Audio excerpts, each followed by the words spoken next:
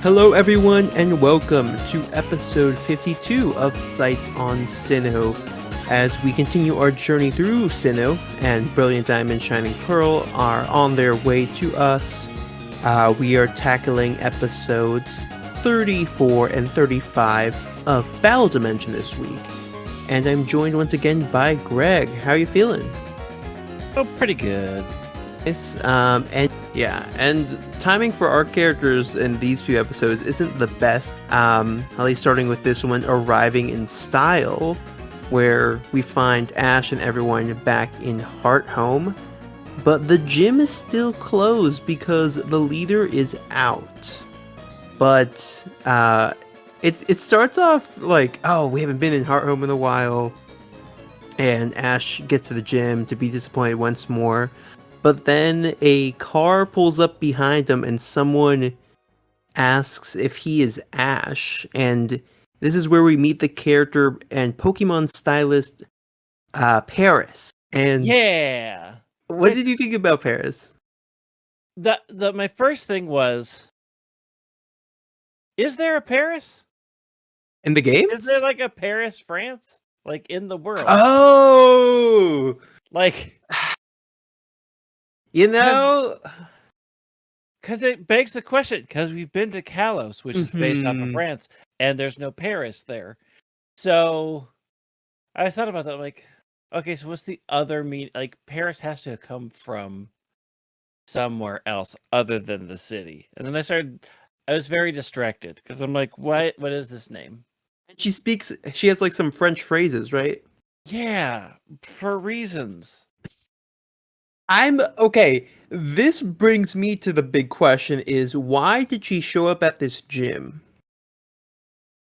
Yeah, I mean, was she specifically looking for Ash? Because she shows up and steps out of the car and is like, "Hey, are you Ash?" Yeah. So, but she couldn't have, because she just had to, like, it's weird. She had no clue. Why is she there? It's not like anybody knew Ash was back in town. Why was she going to the gym? It's like, it's very plot convenience theater. It is, and like my theory here to excuse this is that she's friends with Fantina because it sounds like they were both coordinators at some point and they're both French. But like also she knows Fantina is gone, so why would she be here?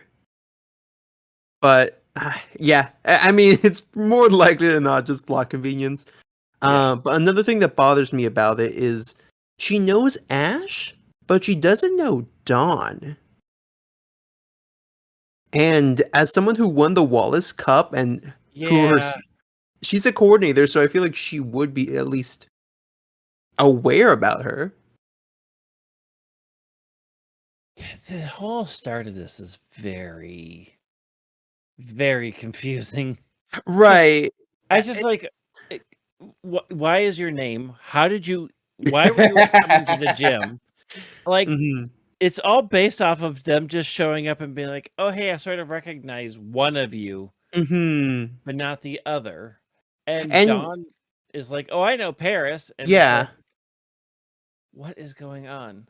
And Dawn has to explain who Paris is, and also to the audience, basically. But Ash is like, who the heck is Paris? And Dawn explains that, oh, there's a thing called Pokemon stylists, and they design outfits for Pokemon and coordinators, basically. And essentially, it's the dress-up portion of the Pokemon contest that you play in the games. But here in the anime, it's kind of treated like its own thing, and the line between the contest and this is real fuzzy. Because it's basically, oh, we're just doing the contest part, but you have to make the clothes yourself?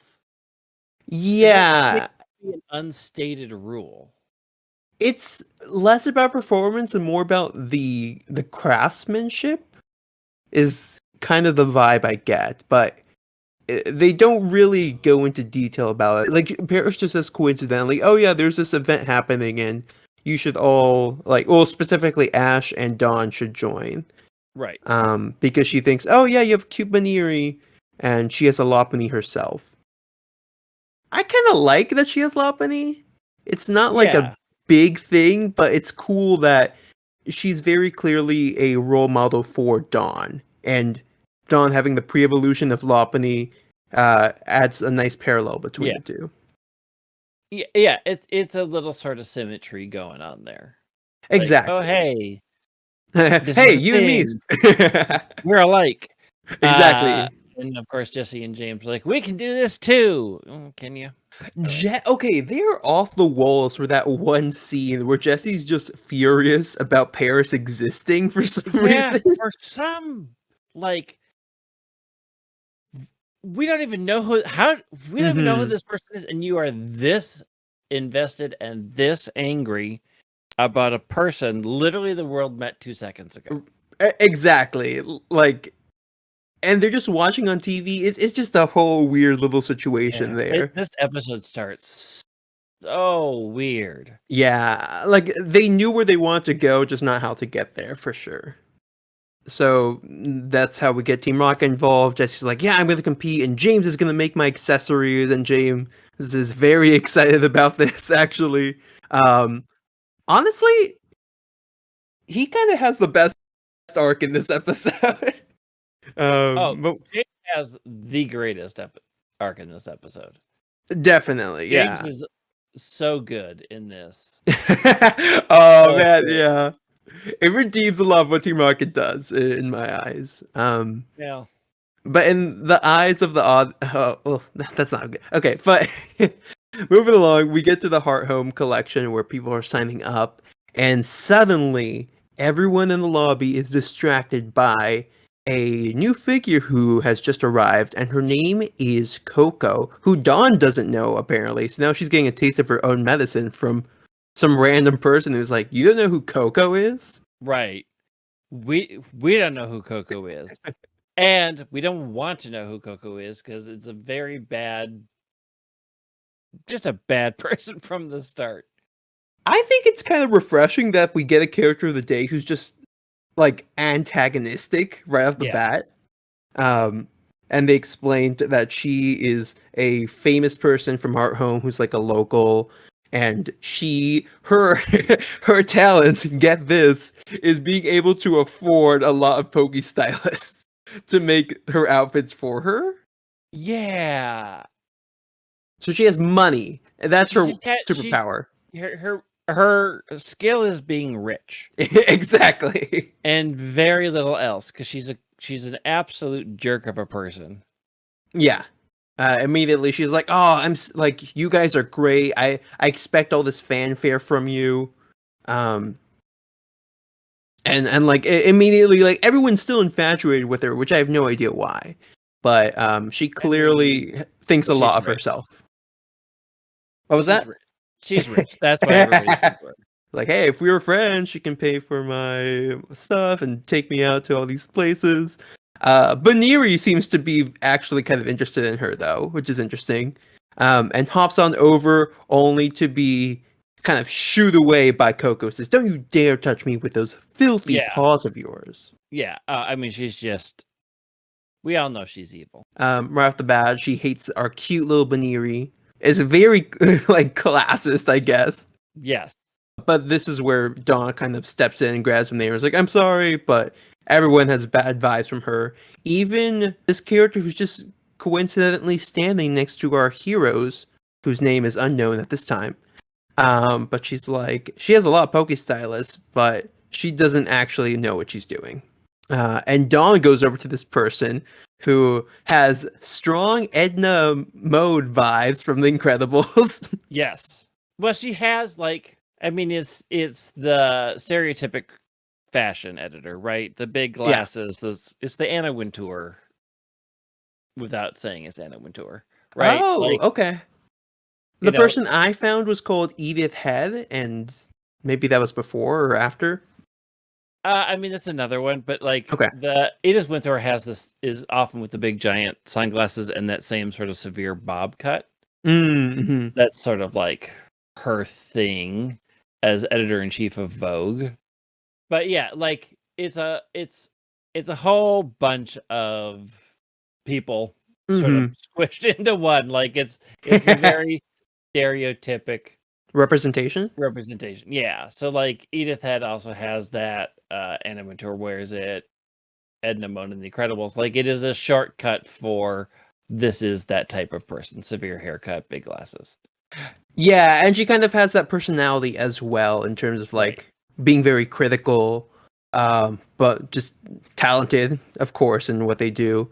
And Dawn's like, "Oh, can you tell me one of these secrets?" Like it's phrased very weirdly, but she's like, "Oh," she kind of wants a tip for how to do this whole thing. This is where they really blur the line between what's a contest and what's a style, because she's like, "You're a contest trainer, you figure it out," which is like, all right, rude. Yeah, and then she walks away and says like, "Have you ever been in a Pokemon contest before?" And Dawn's like, "Yeah, duh. Like no one seems to know I won the Wallace Cup apparently." I just won the Wallace Cup, not that long ago. And she says, "Coordinators and Pokestylists, they're all the same." And to me, that seemed like a dismissive response and not very helpful. So it comes to fruition in a bit, but I wish the phrasing were stronger on some of these interactions. But we'll see how that kind of plays in Dawn's head, at least, as we cut to the night ahead where they're in the Pokemon Center and Dawn's at her balcony, just like with all these designs on them, and she has a great one where she has like a bunch of cotton around her waist and a headband, and I was like, oh, that's a good one actually. Yeah. But she's going all over in terms of flair and style. One of the outfits in her sketches kind of looks like what Paris is wearing. So I actually found it interesting to see all of the ideas that she's going through. Mm-hmm. And then Ash comes out and he's like, "Hey, have you decided what you're gonna do yet? Like Brock's already working on making mine." Brock was already done with his. Yeah, basically, yeah. Like as we would learn, that would take about 2 seconds. He probably was like, "Hey Ash, that one looks great." It's like, this one's gonna take me no time at all. Let's just go with this. Right. And then Ash is coming out here to say, "Oh yeah, you have a bunch of awesome designs here." And Don's like, "Yeah, thanks. I just don't really know what I'm gonna go with." And Ash's last warning here is like, "Hey, you're gonna run out of time, so you gotta pick something." Brock tells him his outfit's ready, so he just runs inside to try it on, and again reminds Dawn, "Hey, when you're ready, I'll help you with yours." And she's like, "Thanks. I'm just not sure what to pick yet." She's like trying to figure out what to do here, and ask Brock like, "What's the secret of being a Pokestylist?" And I'm like, "Don't ask Brock. He can Brock decide." Brock doesn't know anything. Brock is your labor. Don't ask the labor for ideas. Yeah, you're the management here. You're the creative visionary. And we hear some happy noises from Pikachu and Ash as they're trying on their outfits, and it's like, "Yeah, that looks great. Like the audience is gonna love you." And this is when Dawn gets her epiphany about what Edna Mo person told her. Right. And then also parallels that with what Zoe told her. Yeah. Which was a nice moment. Sort of like, hey, this is the deal. Remember. Right. And like this quote from Zoe has a lot more impact on her than just getting her confidence back, which I like. Yeah. It's a building block. It's a nice callback. It's a good character building moment. Yeah. So, but then again, I'm still like, okay, what's the difference between this and a contest except you're not going to battle, maybe? It's wild. Yeah, like, well, for contests themselves, the Pokemon don't dress up at all. So that's kind of it. But there's like no rule about that, right? Like, there's nothing like that says that that's not a thing. They just don't really clarify what this is. And since it's basically a one-off, it's like, okay, whatever. Right. It's kind of more like a fashion show is what I gather, because you aren't scored in terms of points. You're just like, I, it's hard. It's definitely not super clear. But what does become clear for Dawn is what she wants in her design, and she immediately starts sketching again. And we Yeah. cut to the next day. And I'd like to say all of the scenes that are on like this Pokemon Center balcony, like not the specific location, but just in terms of how the show's structured, are always really good. Like they're the Yeah. highlights of these character moments, which I really like. They're like quiet. It's like they can do quiet, reflective, but only on this balcony. Never anywhere Yeah. else. Like, it can only happen on a balcony at night. Exactly. This is the only time we're allowed to be introspective. We cut to the next day where we're at the Hearthome collection, and okay, this is where we find out that the mayor of the town, who also was the like head MC of the Hearthome tag battle, is also the MC of this competition. Yeah. So I'm like, when do you do your job, dude? This is the job. I don't know that there's Maybe. I don't know that there's much they have to decide in as far as how Pokemon real world events go. Like, I don't think the mayor's in charge of making laws or anything. I think that's the world is ruled by Pokemon. So what is he going to do? He's just going to open up battles. But Hey, yeah, he's gotta he's gotta keep the roads paved and the water flowing and everything. Does he? I don't know. I feel like he doesn't have time for that because he's always running Pokemon stuff. He has his assistant doing it or something. Well, that makes sense.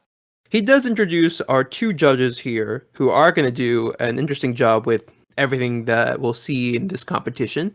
Poke Stylist, Idol, Superstar is the full phrase that he uses to name Paris. And we get a roar of applause from everyone in the audience. And this is where he introduces the second judge, who is editor-in-chief of fashion magazine Poke Chic, the lovely and talented and gracious Hermione, who is, of course, the Edna Mode stand-in that we got earlier. A necessary flashback insert here for Dawn. And then we are pretty much getting started with a light change on the stage. All the other people are basically just montages except for Coco, Jessalina, Ash, and Dawn. But there is a Blossom, though, actually, who starts it off. Yeah, but it's all pictures. Well, Blossom does do like a little thing before the picture. Very brief. Yeah, it's super short. It's very much we don't care about. Yeah, like they don't matter. They're not main characters. It's like whatever. It's kind of just to show that someone else is competing here, not just our characters. But Blossom's actually, out of all these montages, I think looks the best to me.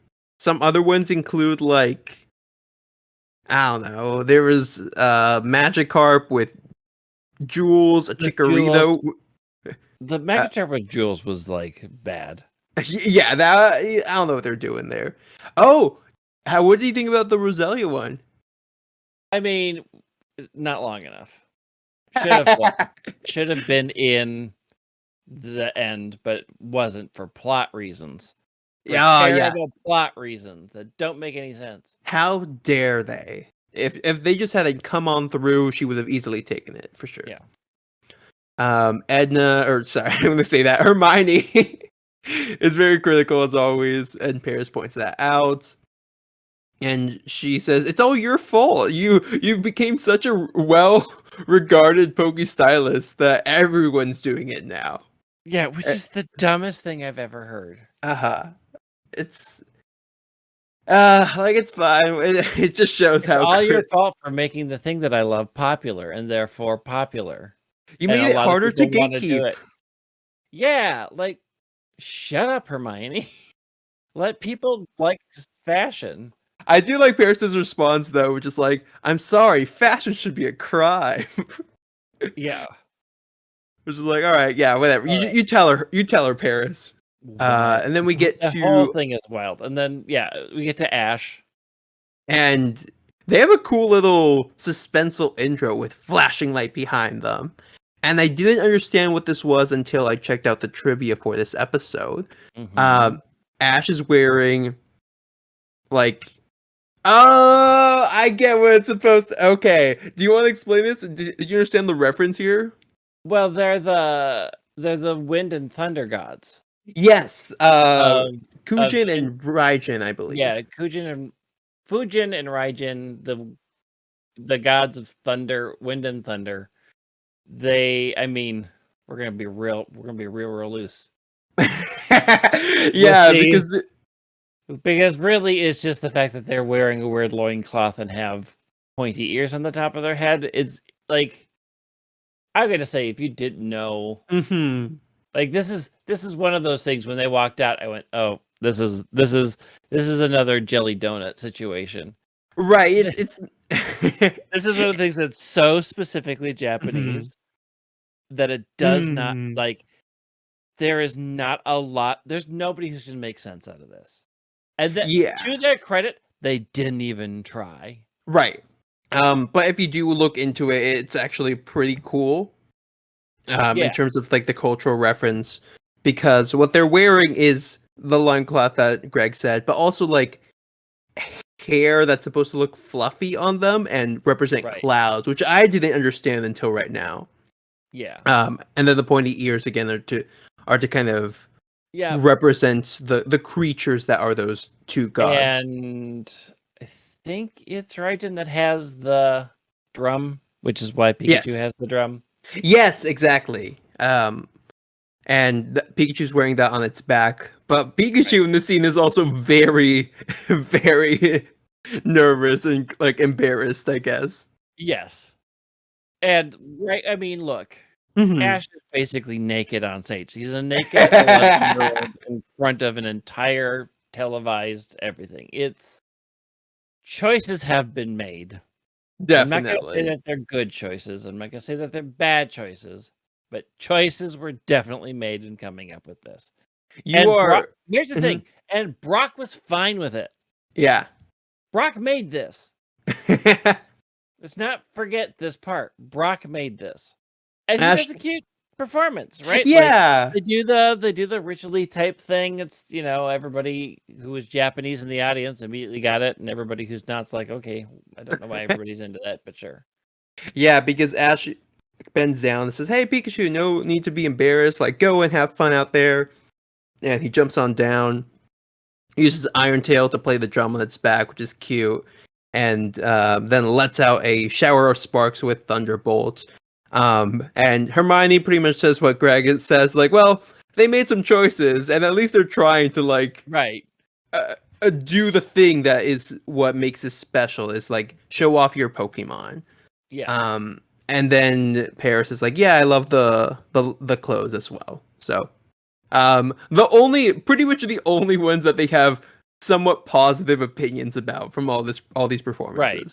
And then we cut to the next person who, oh, well, actually, before this is where we get James, who is, James has a great outfit this episode. Let me Yes. say that. James is very good. Mm-hmm. Very much like, I am excited for this thing that I made. Mm-hmm. I'm excited that I get to show my skills. I made beautiful accessories. Yeah.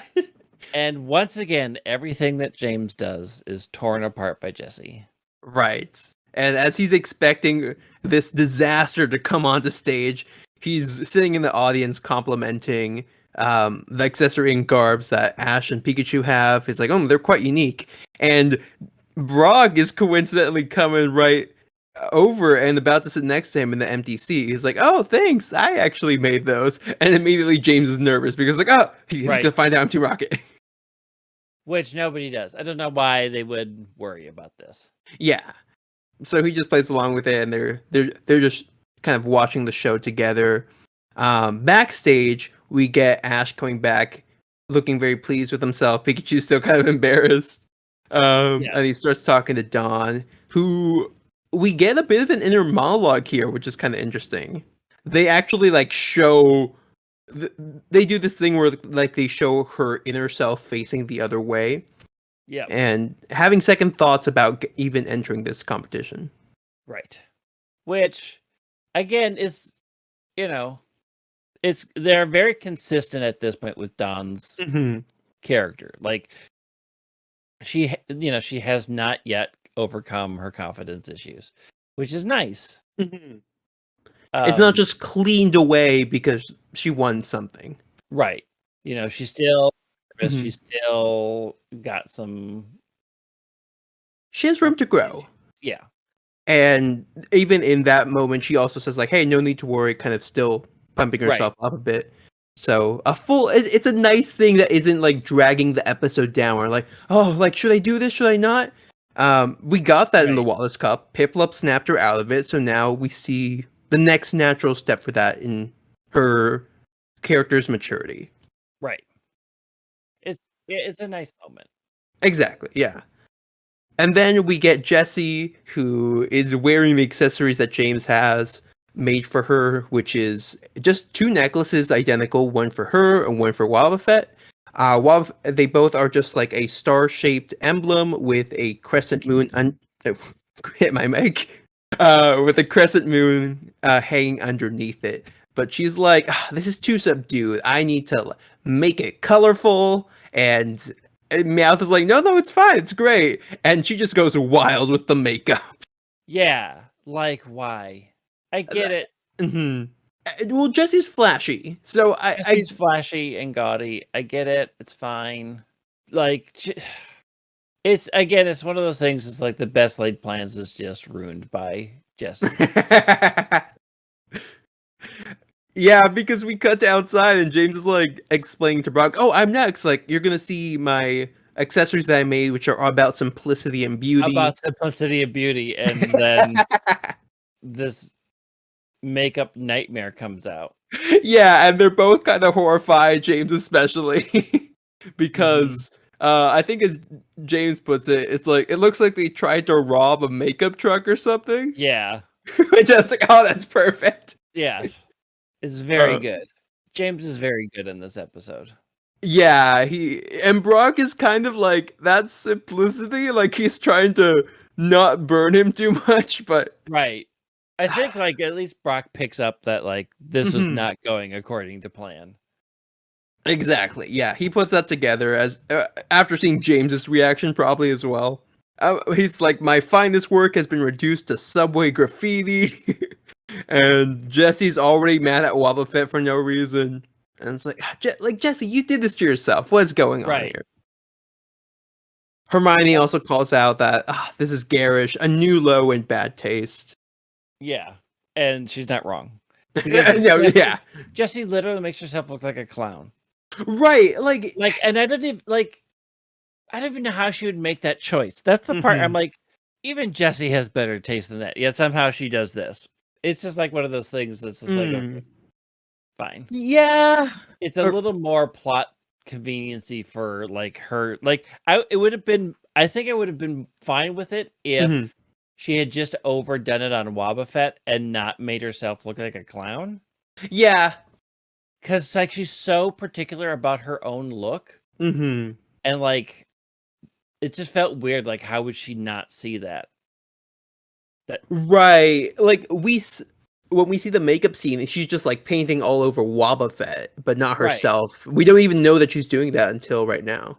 Right. It was just a weird choice, and it didn't really need it, but it hammers home that she made a bad choice. I just felt like, oh, you're also just making her, you're basically just sort of calling her a clown, which is a little unfair. Like, you just didn't need to do it. Yeah, it kind of just goes to... it was mostly to, like, have James go through this emotional roller coaster. Right. And Brock is like, oh, I could see that your accessories are really, really great, though. And they have a moment. Yeah. And it's a good moment. Brock and James forever. The true ship of this anime. The true ship of this anime is Brock and James. And I like that Brock points out specifically what makes it good. Right. Like, Brock knows why it should have been the way it was, which is like, again, these two need to be together and open up a stylist store. Yeah. And just get out of this. And partner with that one trainer from like season 1 who had the Vulpix. Yeah. It'd be perfect. And yeah, James just cries all over Brock. It's like, oh, you understand me so much, because he's like, it must be terrible to have your accessories just like tarnished by this makeup. Right. By this horrible thing that's happening on stage. Yeah. And then we get to number 20, which is Coco and her Miss Magius. What do you think about this appearance? I mean, this is sort of like, I get have to sort of keep it's for all ages, but I'm like, oh, you gave away, like you really heavily handed towards what's going to happen here, right? Like you kept hinting, you went back to what Dawn made her connection, and you're just going to do the super gaudy, interesting but super gaudy dress, and I felt like too hammery with the message, like, oh, here's what's going to be her downfall, because they made it really sort of obvious. But I mean, it's fine. Like it's still one of those moments where it's like, oh, she's very heavy-handed. She's very super confident. She's very much where Dawn was, but also she like. I feel like it was a weird thing because I don't feel like it was implied that she's never done this before. Like, I guess I always felt like. I don't feel like this was like her first time doing a Pokemon Stylist since she's been following it for so long. I thought that was the explanation. Like, she's kind of known for doing these things already, right? Yeah, because I mean, Coco's a famous stylist. Oh, you're saying like because she has experience, she should have known what to do. Right. It feels like. It feels weird. It just felt like, okay, it feels weird that they didn't sort of give her enough time, I guess, to be like, she's so arrogant she doesn't care anymore.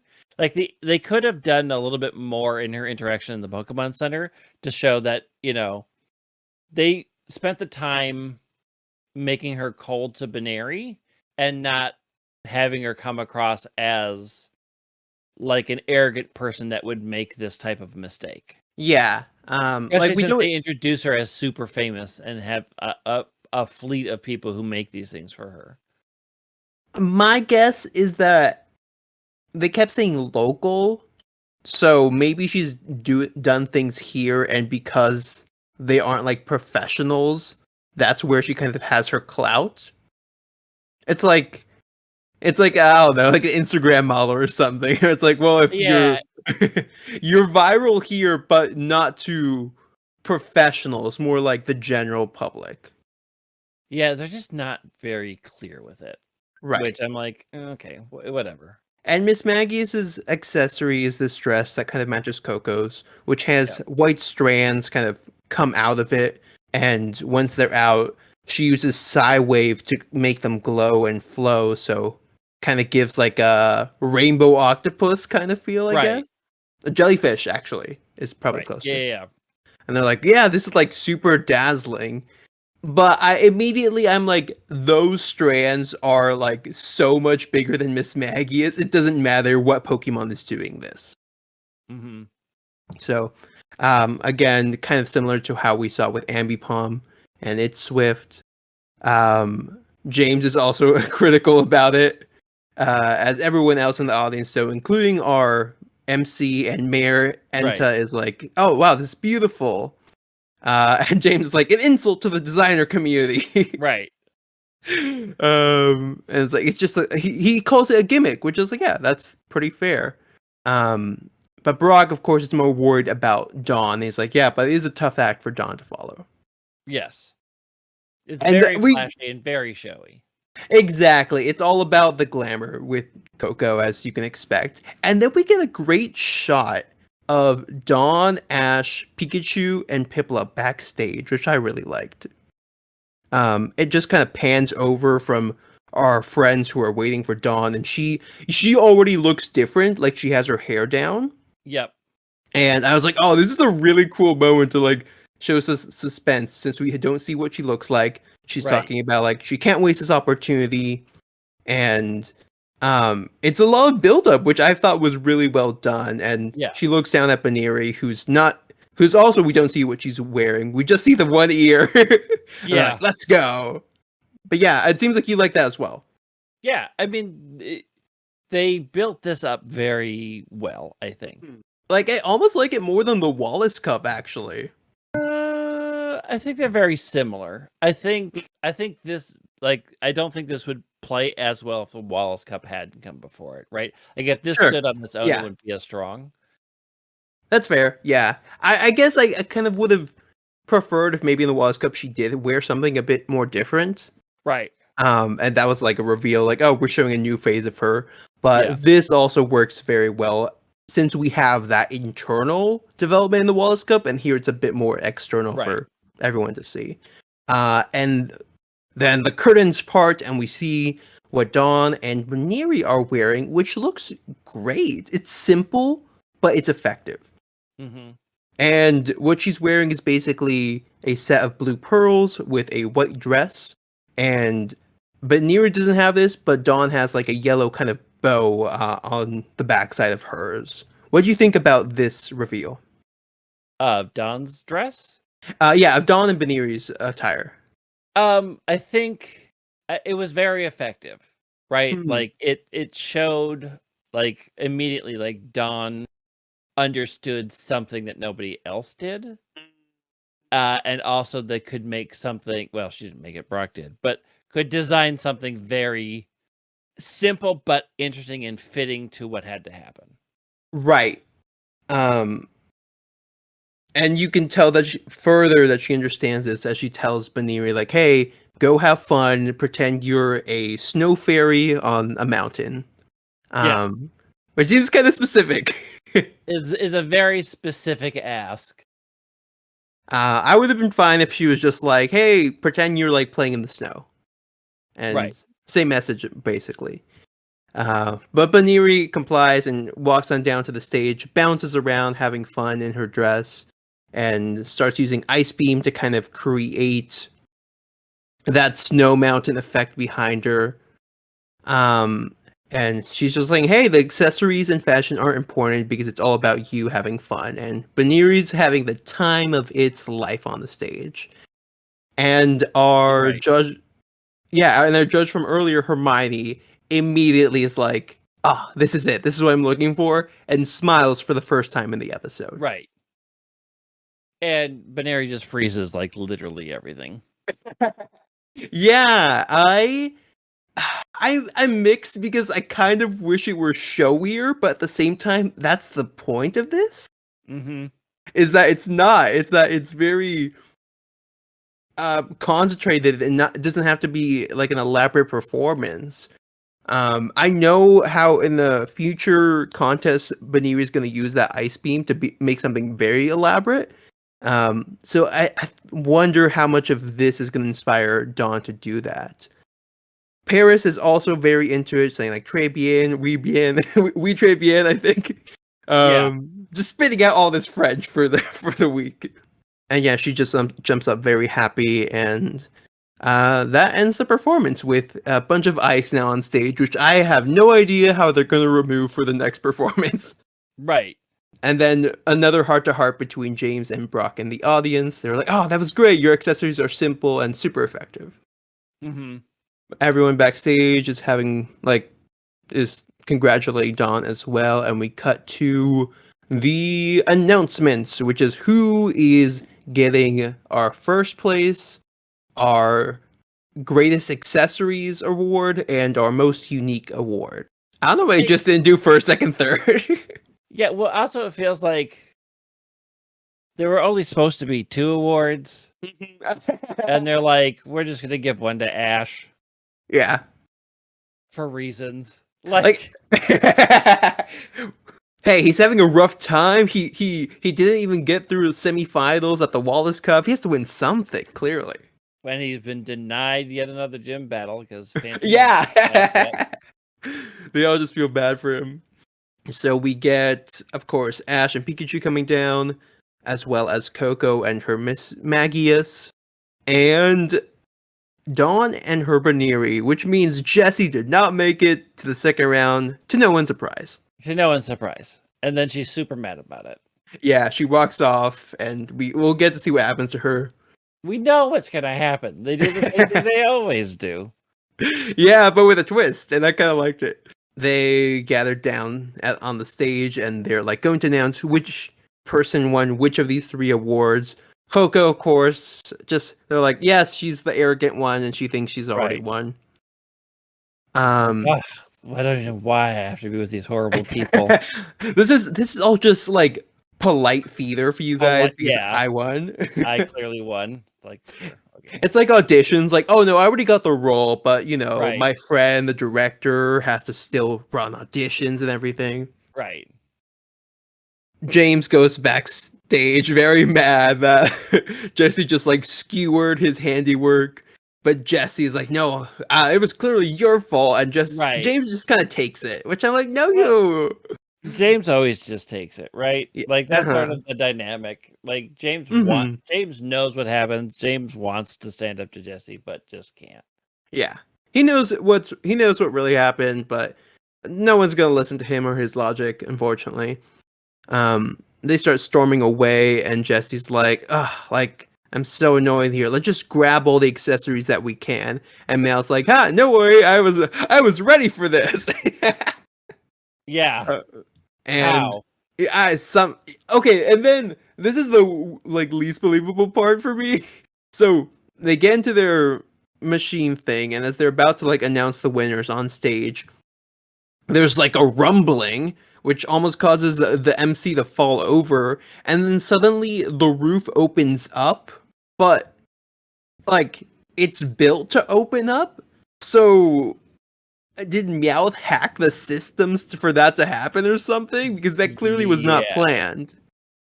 Yes, it's not clear. But it opens up. Yeah. So they can get in. Yes, they can get in and steal everything for reasons. Yeah, I'm like, why not just open it at the beginning, like for this show or something? But anyway, they come in this like dress style machine, which is flying in the air, and a very upset James inside, who's just very apathetic to what's going on at the moment. And it's the best. Not into it. His heart's not into it. It's been crushed by Jessie's terrible choices.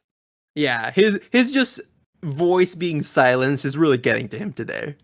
Yes. And had it today. Right, and it's reflected very much in their motto.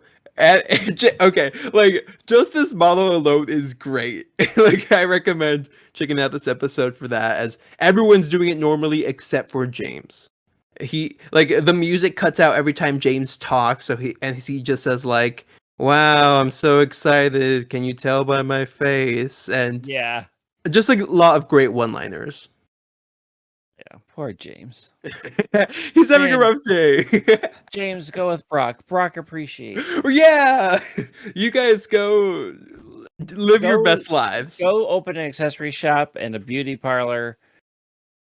Just go. Leave this life behind. Brock's gonna leave next season anyway, so might as well. Right, like, Brock doesn't stick around. He's you gone. Be happy for once. And like use your parents' funding or whatever. I don't know. Right. And yeah, they just go through the motto, but James very dismayed throughout the whole thing. And I think Hermione runs on stage and like get that thing out of here. And someone says something to her. I'm not sure what, but she says, "No one gives me advice and gets away with it." So I'm like, okay, like I guess we're gonna make her humorous now. Yeah, yeah. They fight up. She has Lopunny help, right? Because power. Yeah, they like send out the arms from their machine to grab stuff, but Baneri uses Dizzy Punch, and then Lopunny attacks like the main robot with hidden power. Piplup tries to help, but just gets knocked back down. Poor Piplup. It tried using Headbutt, but apparently does not know that move, unfortunately. No, does not succeed. Yeah, he tries to have a hero moment. It's really cute. He tries, and he does not succeed at all. They even grab him and start like swinging him around, which is when Lopunny attacks with the hidden power. To free Piplup, which Don just catches and is unconscious. The machine starts acting up and its Meowth's trying to regain control. Paris just looks at Don and is like, all right, let's do it. Let's do it. Let's do the thing that we haven't planned and have no way of communicating to each other. Exactly. It's just like, coordinate their telepathy or something. And what they do is have Baniri and Lopunny both use bounds to jump in the air and then kick away the machine into oblivion. Yeah, that's not how that works, but okay. They did something similar right before the Wallace Cup, actually. Yeah, they're somewhat consistent, but basically, I'm like, all right. Sure, it's a cooler way of using bounce than you'd think. Than it is in the games. Yeah. To their credit, Team Rocket's blasting off, and they just resume with their award ceremony. Surprising no one, Pikachu and Ash win the Uniqueness Award. Win the We Made This Up award. Uniqueness is a participation ribbon. Let's be real. Hey, at least they get a ribbon, not like everyone else. Yeah, I mean, they just made that up. They just made it up because they're like, okay, he took a risk, and we should reward this mostly naked child on the stage. We want to reward people who are pushing the limits of Pokestylist world. Sure. So they're excited about that, and they're like, yeah, that was a unique usage of Pikachu. So I think they know their Japanese mythology a bit more than most people. Yeah, than the audience in America does. Oh yeah, for sure. And then we get the suspenseful moment of announcing the true winner of this Hearthome collection, and spotlights on Coco, who has her eyes closed, very confident and cocky, and a more nervous Dawn with the spotlight on her, who's like, and like readying herself. Baniri also very nervous and adorable. Yes. But fear not, they are the first place winners of the Hearthome collection. Yay! Good job, Don and Baniri. Surprising no one. Round of applause. And they get cute tiaras, which... I think that's a specific accessory from the game. Could be. I don't remember. And they get one for Baniri, one for Dawn. And right before this... Shut down. Yeah. She immediately abandons her partner and her comrade and goes to hug Pikachu. Yep. Which is great. Piplup just having a rough day. Baniri loves Pikachu more than Piplup. Oh, clearly. They have no chemistry. And, like, sure, Piplup's not interested, but, like, give him some recognition. Like, he tried saving you guys, like, 2 minutes ago. And then they're like, okay, so now you can start working on your collection. And she's like, no. And I'm like... Dawn, you could still do both. Dawn, this is like a lot of money and a career. Gotta think long term. Why did you join this if you weren't going to take the prize? And they're all fine with it, which of course they're fine with it. Did they ever say this was the prize? Because that surprised me. I don't remember them mentioning it. I thought it was going to be like another ribbon or something. They weren't clear about what the prize was. And then they're like, it's this. You can make your own collection. And she's like, no.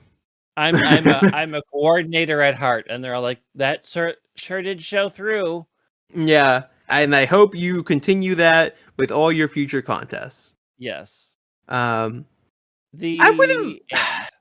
kind of wish they were like, okay, but call me when you're done. Like, right. Or like, we'll catch up. Keep in touch. Yeah. Keep in touch. You got skill. You got Moxie, kid. This contest thing isn't for you. I would have loved the post-credit scene for this being like the Pokemon Center phone is just going off the hook. Right. Because this is the one time Dawn's mom actually calls. It's like, no, Dawn, what are you doing? Make But us yeah, money.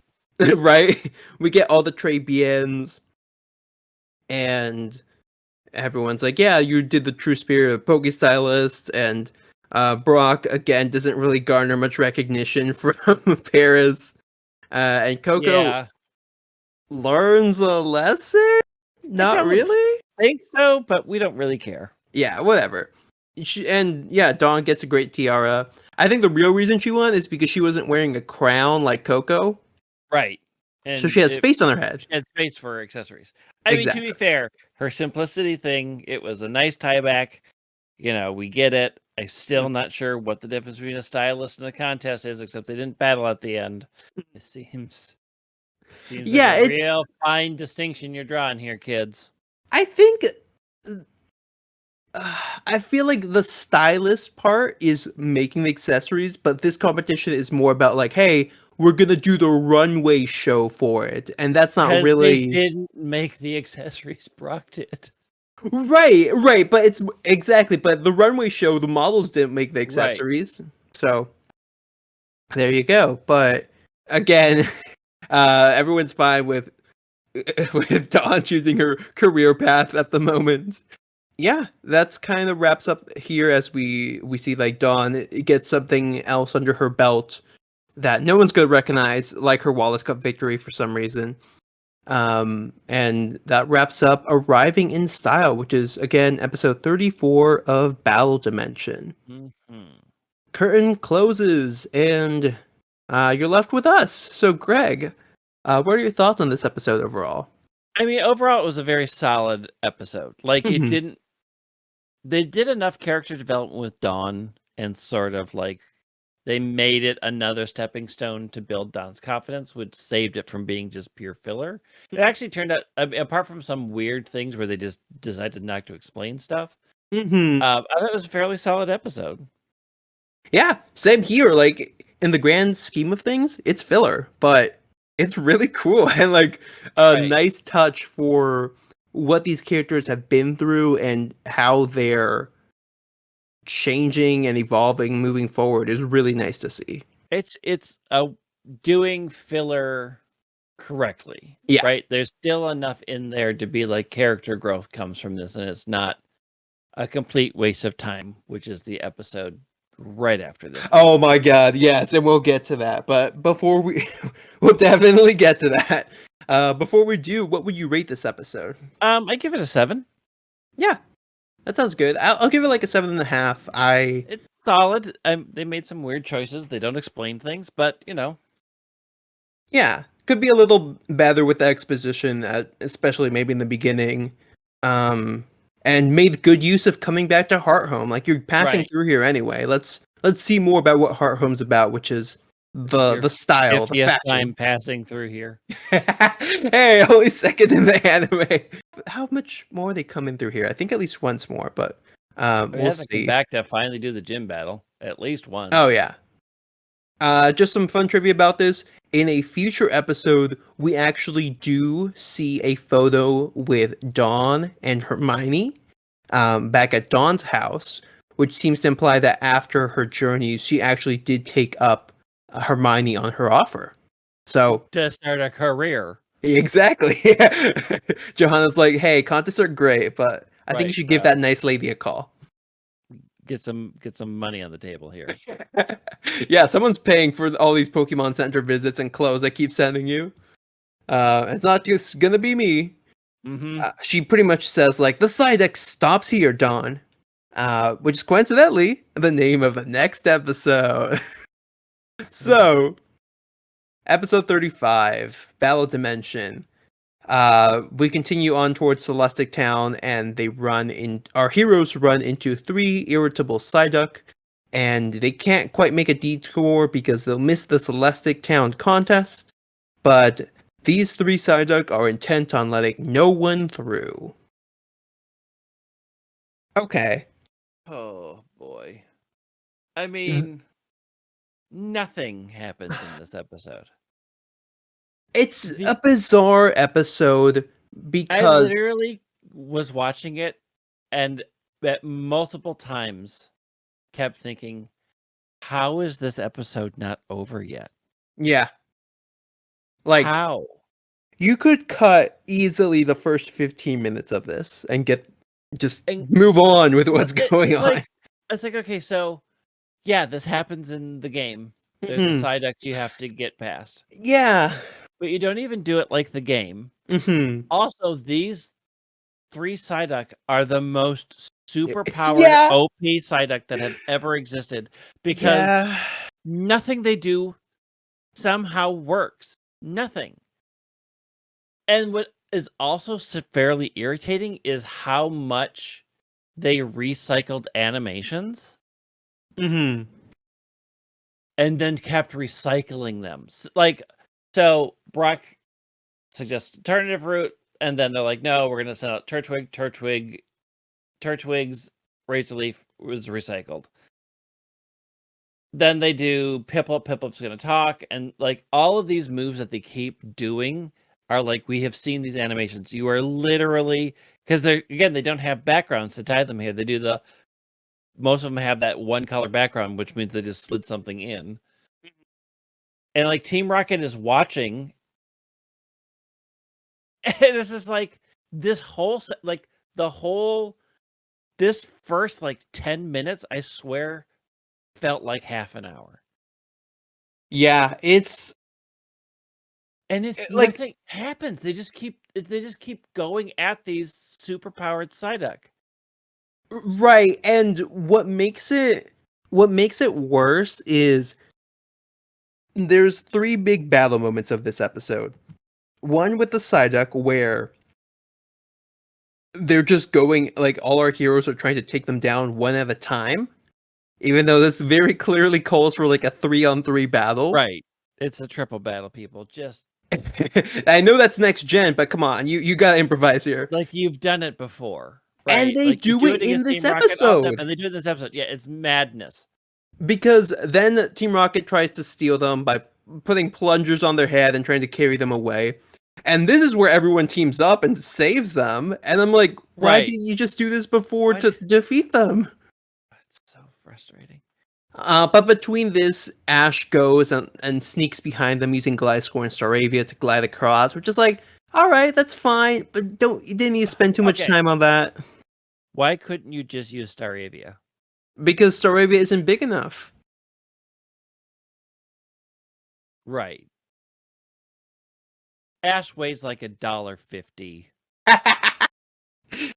There is there is a scene in the previous episode where we see him falling from like a ship in midair, and the only thing that catches him is a Staraptor. And I was like, why doesn't Staravia do it? Yeah. So The whole weird thing of trying to make a wind for Gliscor to fly around with, that also went on for a long time. And also, like, the Psyducks just never looked up. yeah, Like, they are protecting this, and they know flying types exist. right. It's so And Brock tries to excuse this by saying, "Hey, we're distracting them we're by gonna distract them by doing this really weird, slightly dance." inappropriate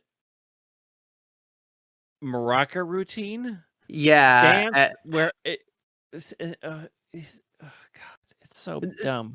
Don has the right idea. And it's like, are we really doing Are we this? really doing this? And he's still doing it. And then so they make it over, and then sees a bunch of Psyducks holding eggs. It's like, oh ho ho ho, they're protecting here. Mm-hmm. And then they're gonna fly back. Just walk back. Right. Like you're already behind Yeah. them. Just why are we doing this whole stupid Gliscor thing again? Except to make Gliscor feel bad about itself. It's kind of a plot point later on, so I can see it why, but they spend an unnecessary amount of time trying to push An this. unfortunate amount of time. Yeah. It's so long.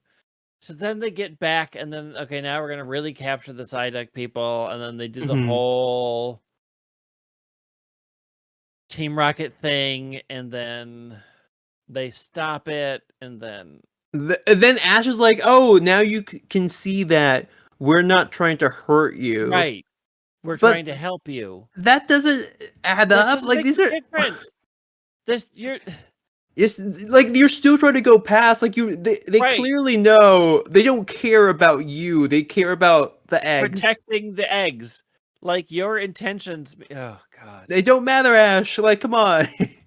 And before we can get that resolved, another Psyduck, like comes up from behind and is like, "Hey, like, your babies are hatching." The babies are hatching. So So they all run back, and then all the babies hatch, and all the babies are born with headaches. Apparently, I'm like, "Ugh, this line is cursed. And also, where are none of you evolved? Like none of you got right, to evolve through leveling to protect your children and become we Golduck? did Because there's see, literally not a Golduck. yeah, and it would be useful for what we're about to find out. Though we have seen in the past a like Bidoof village that has like no bee barrel in it for some Right. reason. Be Um, barrel, of course, that it's a Children of the Corn situation. okay, that makes sense now. When you put it that way. Mm. And then And it's the same here. everyone's telling Brock to like give them food because Okay, they'll trust you. But like, in what they've just been fighting you off, and they're like, uh-huh, okay, well, we'll immediately eat your food, stranger yeah, that we don't trust for a it's reason. Like, uh-huh. It's uh, it nothing makes sense basically. so Um, then I'm like, okay, surely this is the end. yeah. Surely we're done. The eggs have hatched, they've made friends, and they're like, no. Why are they at this little small pond? Which I'm like, there are literally 6 Psyduck. This is a huge pond for 6 Psyduck. Like, oh, but Lake Psyduck is over there. What? Yeah, like, do What? they never mentioned this before? Like, what? Why are we hearing about this now? You had the map out. Yeah, You had the map yeah. out to find another way around. Why are we? Oh my god! And then they're like, "Oh, let's go over there and see why they aren't at Lake Psyduck because there's muck in there suddenly." Invasive species have basically taken over the lake, even though like everything else is nice and green. But presumably that's why all these Psyduck got scared and left because they couldn't face the muck. They fight the muck and send them blasting off, Oh god. Okay, this is the worst part for me. and they end up in a mud lake, which is Yeah. where they belong. So how did they go from mud lake to Lake Psyduck? Because they are Uh-huh. clearly happier in mud lake. So why did they leave? Right. Why would they stay here? Like You wasted 5,000 years fighting superpowered ducks. Psyduck and don't explain this last what felt like an hour. hmm And there are 3 lady muck in the Yeah. muck lake, and they all fall in love. It's like, what is They, this episode? they're trying to tell people like, oh, don't feel bad about these muck being kicked out of the habitat. We put them in the perfect habitat for them, which was just They're over back there in the apparently. habitat they came from? Maybe I That they don't think got they know. lost from? I don't think They they just know each other, so that's why I'm like, oh, this is new to them. But I don't know. It's a choice. and Um, then they're like, "Oh, now the Psyduck can come back to the lake named after them." uh-huh. The end. That's it. Um, though I will say it is a neat little battle that we get between our heroes and these muck, which puts into question again why they just Why you couldn't do that for the Psyducks? Why? yeah, Just because the Psyduck beat our heroes apparently, but the Psyduck don't beat these muck, yet our heroes beat the muck. yeah. And like the Psyduck are super powerful. I don't Uh-huh. It could just be them being like, hey, we don't really want to harm these Psyduck, but Ash was also very aggressive. The So, Psyduck are very aggressive. Like they've uh-huh. been very aggressive to muck polluting their lake. It's so sloppy Yeah. from start to end, and it lasts. It felt like it lasted an hour. I literally was like, "How am I hmm still watching this episode? Yeah. It How am I still in this episode?" And none of these things make sense. right. The pacing is just Atrocious. terrible, yeah.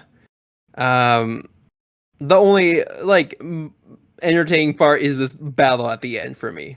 And it's so frustrating because they do this pattern of here's a really good episode, and then Mhm. here's one of the worst episodes we've created What's weird right is after it. this episode is more related to the games than the last one ever was, Right. and it's like not. And like they don't it's even follow what more happens in the filler. game. Uh They don't even huh. do it. They don't even have like Cynthia say, Yeah. "Hey, let's get the medicine to help them out." It's just, Right. oh, God, I was so Do you mad. want to elaborate more on how that works in the games for people who might not know? So I forget you can't go forward because the Psyduck are blocking the way because they have a massive migraine, and so you Right. have to go all the way back around and then get medicine. Cynthia's like, "Hey, bring medicine to cure their headache." Basically, She gives the character, I think, secret potion is the secret item. potion, and then you go and give it to them, and their headache clears up, and they leave. Yeah. I mean, So it's we just did. literally like an obstacle to Uh-huh. be in the way. And I thought, oh, cool, they're touching on that. Maybe they'll make it more interesting. And they somehow Yeah. made it worse. Like they didn't Right. Like. include Cynthia at all. They didn't sort of say, hey, use this Mhm. to help them out. They just There was an opportunity and they really didn't take it. They no. went the complete opposite direction. Yeah, it's But yeah, again, like it shows what I like though is that this really shows how filler can vary in terms of quality, right. and especially for something that's based off a specific source material, how even if it's has that going for it, that doesn't necessarily save an episode or what the writers do with it, because again, that last episode pretty much nothing to do with the games in terms of what your character does, Right. but it still But elevates the plot and overall show better than this right. one. Did things that this episode just refused to do. Yeah. And so much of it felt recycled. uh they basically end the episode by being like, "Oh, hey, Psyduck, come back. You can enjoy this lake." And the babies are like, "Yeah, Yeah. hey, we did Hey. it." Announcer's like, Um, "Yep, that happened. They're gonna go to the next town now." right. And then they can make it on time to Celestic Town for the Pokemon contest. Except, wait, because do you know what happens in the next 4 episodes? God. They spend a week at a Yeah, summer academy. yeah. So Why was those, there? Why was there an urgency? Walk yeah, around. uh-huh. Oh, God. So It just felt like they went, "Oh, we don't have enough episodes. Quick, hack something together." right, because those are famously like just a filler. It's decent, but it kind of contradicts what we're saying here about getting to Celestic Town on time. Right. It's just, ugh. This episode was so bad. Yeah. Like this. If I was ever gonna rate something a 1, this is it. This is a solid 1 for me.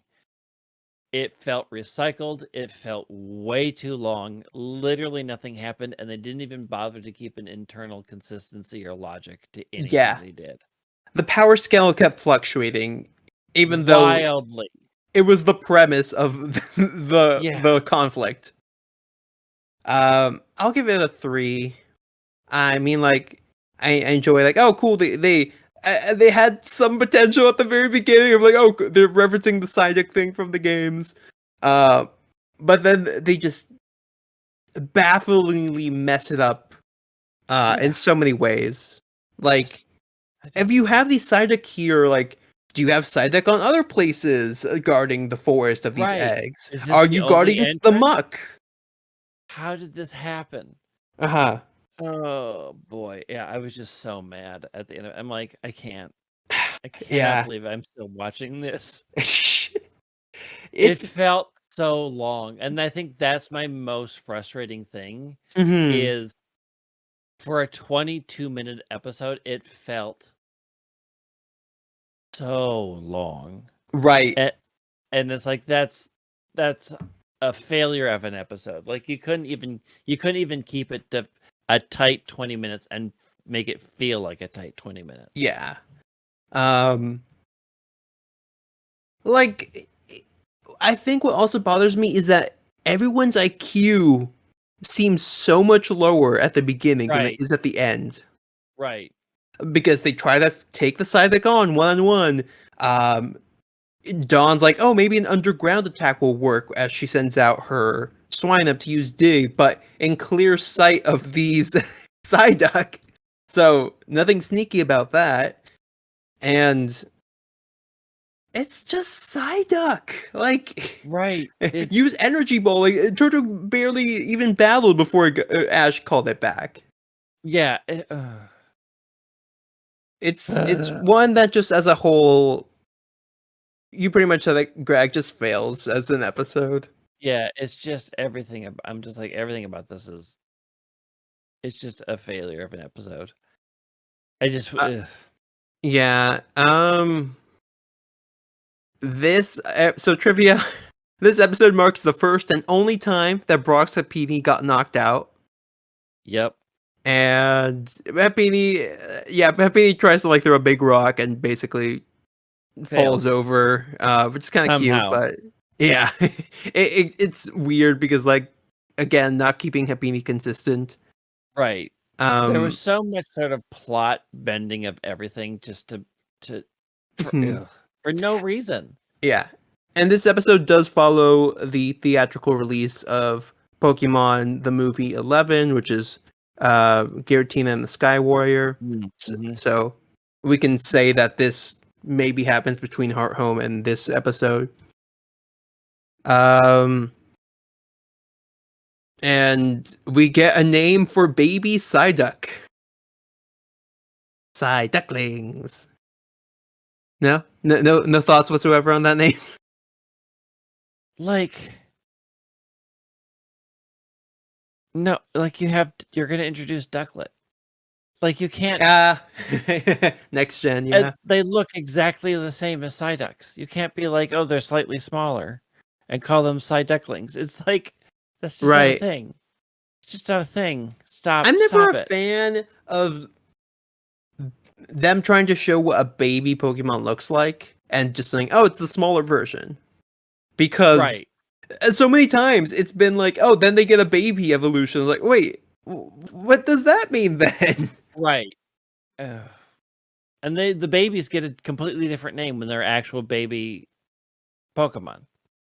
Like Happiny isn't Baby Chansey. Baby Chansey or Chanseyling. I think it's just Dawn being cute, but it is just weird for me showing this portrayal. Like I get not every Pokemon's exactly the same, but it's a little odd. Also, just 3 ducks, like why are you guarding this routes if it's just like hide them somewhere? I don't know. So yeah, again, I'm glad I watched these two together for this episode. Because the quality difference between them really balances out by the end. Right. And yeah, that's kind of it for us this week. So if people want to go and check out these episodes with us, and if you have different takes, for sure let us know in the comments. We'd love to see that. You can watch these episodes on Pokemon TV, which is available on your browser at watch.pokemon.com, or on the mobile devices where you can get the app, and on the Switch, which I've actually been trying. Goes along well with the new Bluetooth Bluetooth pairing thing, basically. Right. You can now not annoy everybody watching these episodes. Yep. And coming up next, as I mentioned before, we get a 4-part filler arc. Yeah. It's decent overall. The first half of the first episode is a little rough, but from there, I think it's pretty enjoyable.